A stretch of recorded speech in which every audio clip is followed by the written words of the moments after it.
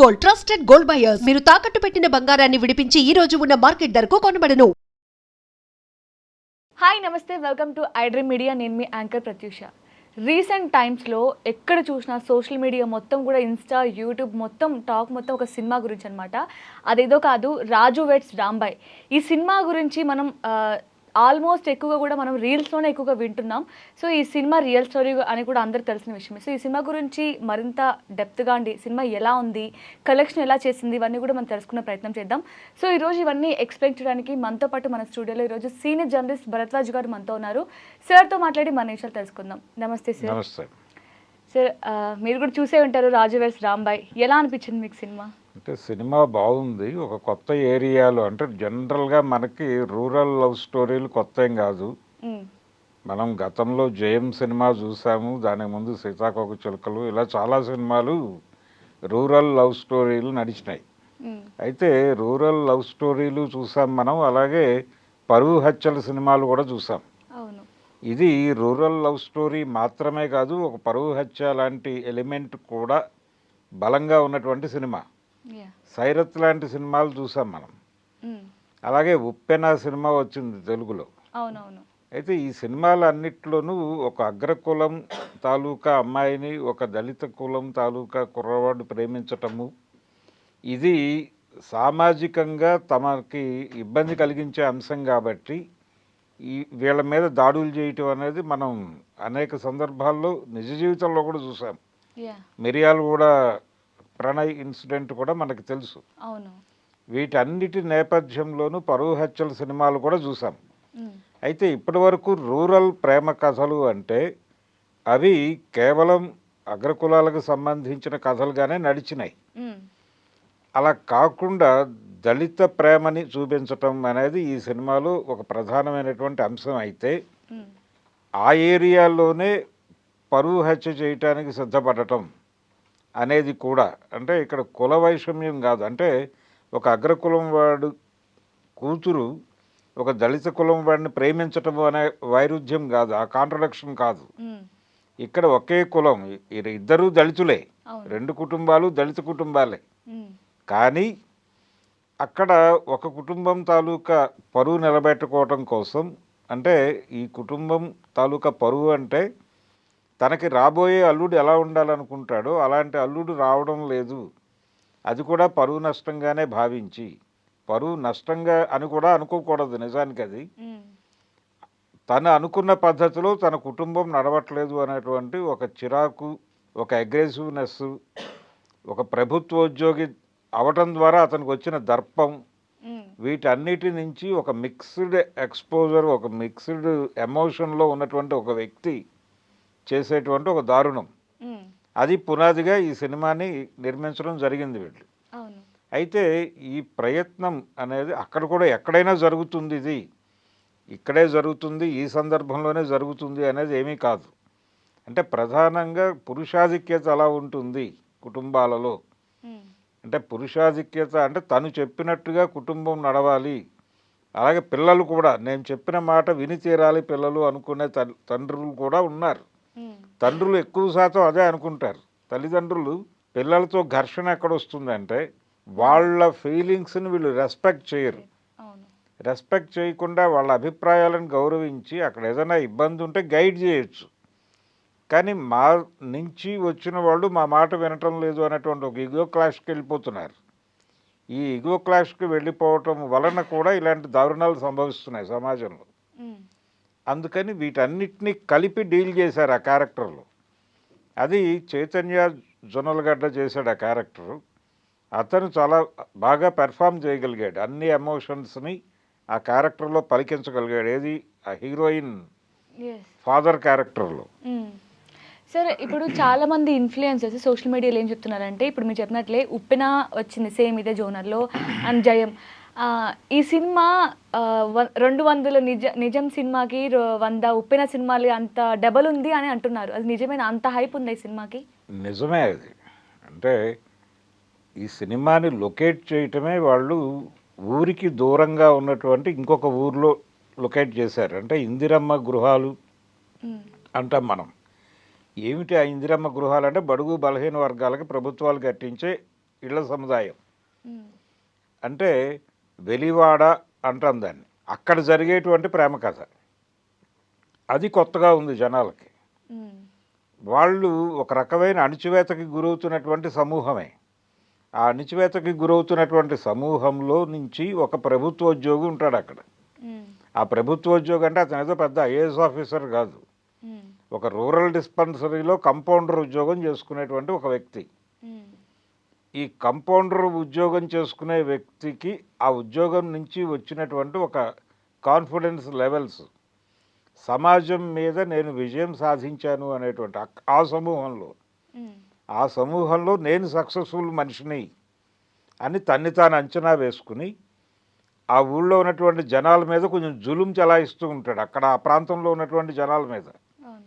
అలాగే హాస్పిటల్కి వచ్చే వాళ్ళ మీద కూడా కొంచెం జులుం చలాయిస్తూ ఉంటాడు. ఇది అతని క్యారెక్టర్. ఉమ్, ఇది సెంట్రల్ క్యారెక్టర్. దీనికి ఆయన కూతురు ఆయన చెప్పిన మాట వినకుండా ప్రభుత్వోద్యోగం లేనటువంటి ఒక కుర్రాడిని ప్రేమిస్తుంది, పక్కింటి వాడిని. ఉమ్, వాళ్ళ ప్రేమను యాక్సెప్ట్ చేసి అతనికి ఏదో ప్రభుత్వోద్యోగం రావడానికి ఏదైనా ప్రయత్నం ఇతను కూడా చేయొచ్చు. ఉమ్, కానీ అలా కాకుండా నేను చెప్పిన మాట వినటం లేదు నా కూతురు అనేటువంటి ఒక ఈగో క్లాష్కి వెళ్ళిపోయి ఏం చేయటానికైనా సిద్ధపడిపోతాడు ఆ తండ్రి. ఉమ్, ఇది జనాలకి కొత్తగా అనిపించింది. ఉమ్. కొత్తగా అనిపించడానికి కారణం ఇది, అంటే మిగిలిన ప్రేమ కథలకి భిన్నంగా. అంటే కొత్తగా అనిపించడానికి సినిమా స్టోరీ కారణం అంటారు, అది నిజ జీవితంలో జరిగింది కాబట్టి అంటారా? అంటే జరిగిన సంఘటన, అది ఒక చిన్న సంఘటన జరిగింది. ఆ సంఘటన ఆధారంగా వీళ్ళు ఆ లోతుల్లోకి వెళ్ళి ఆ కథను రాసుకున్నారు.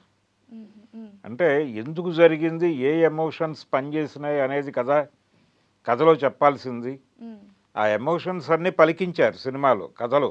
అవును. అయితే ఇక్కడ జరగాల్సింది ఏంటంటే ఇంకొంచెం రూటెడ్గా వెళ్ళుంటే, అంటే దళితులలో ఉద్యోగం కోసం అంటే ప్రభుత్వోద్యోగం కోసం ఎంతగా కలలు కంటారు, ప్రభుత్వోద్యోగం అనేది ఎంత వాళ్ళ జీవితాల్లో ఒక ఉన్నత స్థానం పొందడానికి కారణం ఏమిటి ఉమ్, అనే రూట్స్లోకి వెళ్ళి ఒక 2-3 సీన్లు గనక కల్పించుంటే, ఉమ్, హీరోకి అలాగే హీరోయిన్ ఫాదర్కి మధ్య ఒక 2-3 సీన్లు గనక వేసుంటే ఇంకొంచెం బెటర్గా ఉండేది ఉమ్, సినిమా.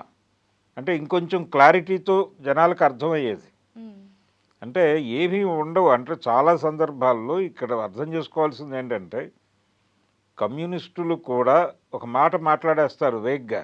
ఉమ్, దళితులలో ప్రభుత్వోద్యోగాలు వచ్చినటువంటి వాళ్ళు ఒక సపరేట్ లేయర్గా ఏర్పడ్డారు, అదొక వర్గంగా ఏర్పడింది. ఆ వర్గం ప్రభుత్వోద్యోగాలు లేని వాళ్ళ మీద జులుం చేస్తోంది.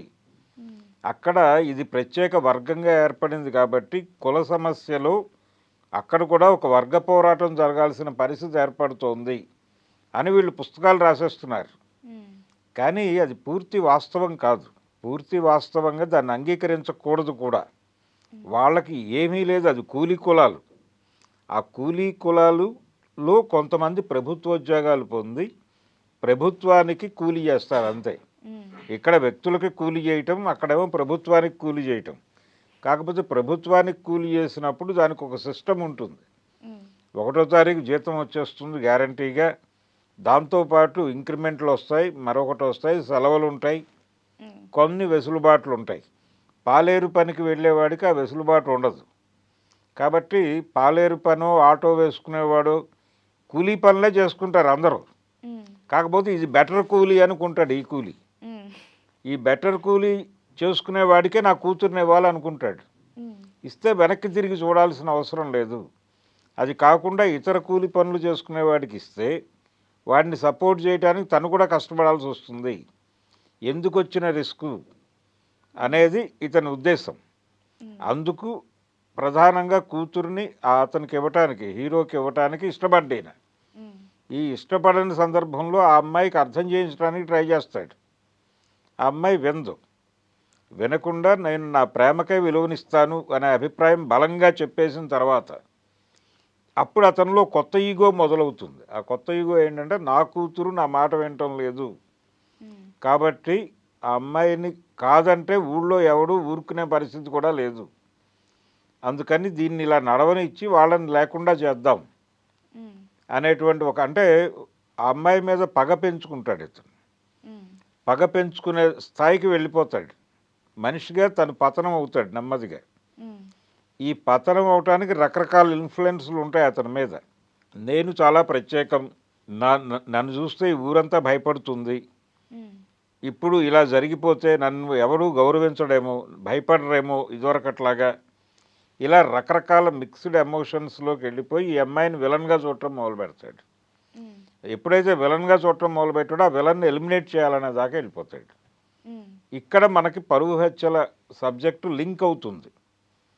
అది మాత్రమే ఎలిమెంట్, మిగిలిందంతా డిఫరెంటే. ఈ పాత్రకి మిగిలిన సినిమాల్లో పరువు హత్యలు చేసే తండ్రుల పాత్రలకి చాలా తేడా ఉంటుంది.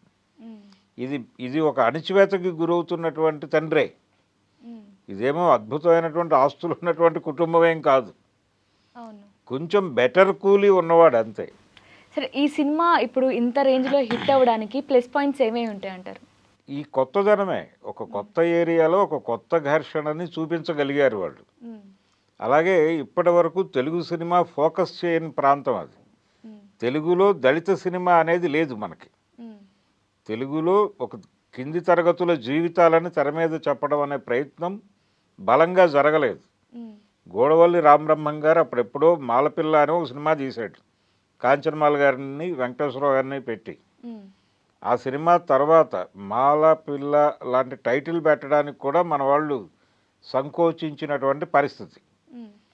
ఈ క్రమంలో నెమ్మదిగా సినిమా రంగంలోకి కమ్యూనిస్టు దర్శకులు ప్రవేశించారు. కమ్యూనిస్టు దర్శకులు ప్రవేశించి అసలు కుల సమస్య గురించి మాట్లాడటమే తప్పు అన్న పద్ధతి తీసుకొచ్చారు వాళ్ళు. వి మధుసూదన్ రావు గారు ఇలాంటి వాళ్ళు. దాంతో ఒక గందరగోళం ఏర్పడింది. మధ్యలో కె విశ్వనాథ్ గారు 2-3 సినిమాల్లో కుల సమస్య అంటే కింది కులం క్యారెక్టర్లను ప్రధానంగా తీసుకుని ఆయన కథలు రాసుకున్నాడు. సప్తపదిలో హీరో హరిజనుడే, హీరోయిన్ బ్రాహ్మణ్, హీరో దళితుడు. ఆ కాన్ఫ్లిక్ట్ అతనికి బ్రాహ్మణుల పట్ల ఒక అడ్మిరేషన్ చూపిస్తాడు. చూపించడం ద్వారా ఆ క్యారెక్టర్ని అగ్రకులంగా మార్చటం, ఆ మారేటువంటి క్రమంలో అతను ఫ్లూట్ నేర్చుకుంటాడు, మ్యూజిక్ నేర్చుకుంటాడు, నెమ్మదిగా తన్ని తాను ఆ ఏరియాలో లొకేట్ చేసుకోవడానికి తపన పడే కుర్రాడిగా చూపిస్తాడు. అలాగే ఆయన స్వయం కృషి అని సినిమా తీశాడు. అందులో చిరంజీవి గారిది వాస్తవంగా మాదిగ పాత్రే, చెప్పులు కుట్టుకునే పాత్ర. అలా అతన్ని మాదిగ పాత్రగా లొకేట్ చేసుకుంటే, అతను ప్రేమించిన అమ్మాయి కూడా అదే కులానికి చెందినటువంటి అమ్మాయి అనుకుంటే, వీళ్ళిద్దరూ పాడుకునేటువంటి పాటల్లో పూర్తి స్థాయిలో బ్రాహ్మణ భావజాలం నడుస్తుంది. సుందరమూర్తికి చేలములు ఇలాంటి పదాలన్నీ వస్తాయి ఆ పాటల్లో. వాళ్ళు జానపదాలు పాడుకోరు, సీతారామ శాస్త్రి గారి సాహిత్యం పాడుకుంటారు. ఇలా వాస్తవంగా లేవు అవి. కానీ ఈ సినిమాలో ఇప్పుడు మనం చెప్పుకుంటున్నటువంటి రాజు వెట్స్ రాంబాయి సినిమాలో ఆ జీవితాలని రాగా చూపించాడు. రాగా అంటే ఆ జీవితాలు ఎలా ఉంటాయో అలాగే చూపించాడు. వాళ్ళ పర్ఫార్మెన్స్ కూడా అలాగే ఉంది. ఇది కొత్తదనం. ఈ కొత్త ఫీలింగ్ కలిగించడం ద్వారా దానికి ఒక పాజిటివ్ వైబ్ క్రియేట్ చేయగలిగారు. అంటే ఇంకోటి కూడా, ఈ సినిమా రిలీజ్ అవ్వక ముందు డైరెక్టర్ ఏవైతే ఉన్నారో ఆయన చెప్పారనమాట, ఒకసారి సినిమా చూడండి, నచ్చకపోతే నేను అమీర్పేట్ సెంటర్లో సంథింగ్ అది చెప్పారు. సో అది కూడా సినిమాకి హిట్ అయ్యే ప్లస్ ఇచ్చిందంటారా? అంటే ఇలాంటి స్టేట్మెంట్లు ఇవ్వటం వల్ల కొంచెం జనాలు అసలు ఏం తీసాడో చూద్దామనే ఒక క్యూరియాసిటీ వస్తుంది. అయితే ఆ క్యూరియాసిటీ జనరేట్ చేయడం కోసం మాత్రమే ఆ మాట వాడలేదు అతను. ఈ సినిమా విషయంలో డైరెక్టర్ని ఎక్కువ ప్రమోట్ చేయాలి అని ఆ టీం అనుకున్నట్టుగా నాకు అనిపించింది.